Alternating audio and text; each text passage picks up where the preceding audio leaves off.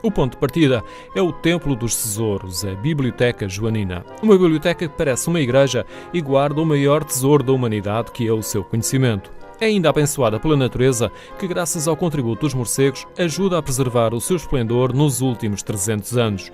Já foi classificada pela imprensa internacional como a biblioteca mais espetacular do mundo. O seu diretor, José Bernardes, é também um dos apaixonados pela biblioteca. Nota-se pela forma como fala e tem razões para isso. Esta biblioteca impressiona, em primeiro lugar, por ser bonita. É uma biblioteca esplendorosa e todos os visitantes que aqui entram se maravilham com ela. Não há muitas assim. Em segundo lugar, porque é uma biblioteca eficaz, e a eficácia é muito importante quando se trata de guardar livros. Os livros são objetos muito frágeis e é necessário ter condições de preservação que permita, por exemplo, que livros com 500 anos ou mais continuem ainda hoje à disposição de leitores. Em terceiro lugar, eu sublinharia o facto de esta biblioteca ter sido construída com mensagens para a universidade daquela altura. Esta biblioteca tem 300 anos, com mensagens que eram válidas para a universidade daquela época e que continuam a ser válidas para a comunidade académica de hoje. Esta biblioteca diz-nos, por exemplo, que uma universidade deve estar assente em valores. Imagine, valores. Há aqui uma sala, a sala do meio, onde se diz que uma universidade necessita de honra, necessita de virtude, e onde a própria universidade aparece iconograficamente representada com uma joeira na mão. Uma joeira, joeirar, significa separar o trigo do joio. Ou seja, o que é aqui dito é que uma universidade, a do século XVIII e a de hoje, tem necessidade permanente de fazer escolhas. E isso é uma mensagem que era muito pertinente há 300 anos e continua atualíssima hoje. Não se vê, mas é quase uma figura atlética. Obscena. Portanto, ela tem os seios à mostra e de um deles está a sair leite. Porque a universidade tem esta propensão materna, por isso se diz alma mater. Não é? Portanto, tem esta propensão materna de alimento. Sim. Providencia alimento a quem a procura. Sim. O que é espantoso é que ela esteja sobre uma nuvem, e que tenha na mão direita a tal joeira. Há muitas outras mensagens. Esta biblioteca, alguém o disse antes de mim, é uma casa falante. Tudo aqui fala. As 3 salas estão decoradas e as paredes estão forradas de estantes com livros. As estantes de 2 andares ainda são as originais, de há 300 anos, e são de carvalho. Algumas têm escadas embutidas, estão decoradas com folhas de ouro. O retrato de João V, o patrono da obra, ganha destaque numa construção com estilo barroco. Dizem que sim, quer dizer, que esta casa ilustra sobretudo o barroco tardio, há quem chame o iluminismo cristão, porque há realmente aqui uma estrutura de templo, quer dizer, esta casa parece uma igreja. Aliás, é curioso porque algumas pessoas quando entram aqui baixam imediatamente o volume de voz, exatamente como se estivessem num templo. Portanto, é uma casa esplendorosa, onde a ostentação, desde logo nos tetos, os tetos em trompe-l'œil, com uma profundidade falsa, a ornamentação em madeira, isto é uma profusão de madeira incrível.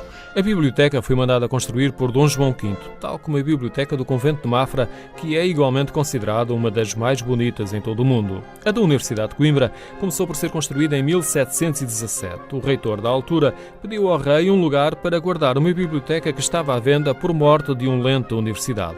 Dom João V não se limitou a construir uma mera biblioteca. Contratou especialistas e o edifício de 3 andares é hoje um símbolo de um país que rompia com o obscurantismo e apostava no conhecimento e nas artes. No princípio do século XVIII, em Portugal, construiu-se uma das bibliotecas mais esplendorosas do mundo. A biblioteca tem mais de 60 mil volumes e tem livros publicados até ao ano 1800. O mais antigo é uma Bíblia de 1140, do tempo de Dom Afonso Henriques. Dom Afonso Henriques podia ter andado com ela. Não andou porque ele era pouco dado a livros. Mas uma Bíblia dessas, que é feita em velino, é feita em pele de animais, pele de vaca, pele de recém-nascidos, que eram abatidos imediatamente quando nasciam para que a pele fosse totalmente lisa. Essa Bíblia tem 4 volumes e estima-se que tenha sido necessário abater cerca de 1000 animais para fazer essa Bíblia. Eram Bíblias que eram feitas só por pessoas, mosteiros, bispos, pessoas de grande capacidade económica. E a obra Os Lusíadas está neste piso? Não. Por questões de segurança. Não está aqui. Nós temos uma casa forte. Portanto, a Biblioteca Geral tem 2 edifícios. Este e um outro onde compraram os bilhetes. E é aí que temos a nossa casa forte no piso térreo. E é aí que se guardam as coisas mais preciosas que nós temos. O exemplar da primeira edição de Os Lusíadas, a Bíblia hebraica, não esta de que eu falava, mas uma Bíblia hebraica, uma Bíblia fascinante, em caracteres hebraicos, das poucas que sobreviveram à perseguição de todos os livros manuscritos escritos em hebraico. Foram proibidos no princípio do século XVI e, portanto, depois, já no princípio do século XX, essa Bíblia veio ter ao acervo da universidade. Não sabemos bem como, não sabemos se ela esteve sempre em Portugal e se depois foi recuperada. O mais provável é que ela tenha sido comprada no norte da Europa, mas não temos a certeza disso. Temos documentos únicos e aqueles que não são únicos são preciosos. O caso dos Lusíadas, por exemplo.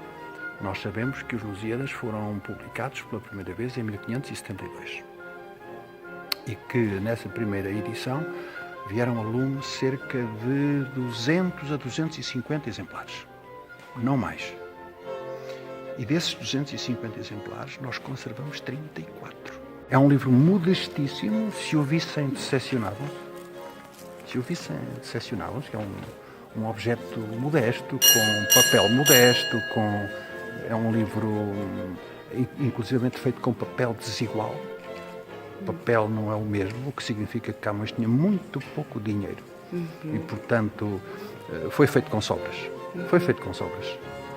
Agora, temos outras edições esplendorosas dos Lusíadas, feitas já depois, claro, porque houve sempre esta ideia de que Camões, coitado, era pobre, escreveu os Lusíadas, mas não pôde editá-los com a nobreza que se justificava, então era preciso resgatá-lo, compensá-lo, e fizeram-se edições esplendorosas. Após a morte?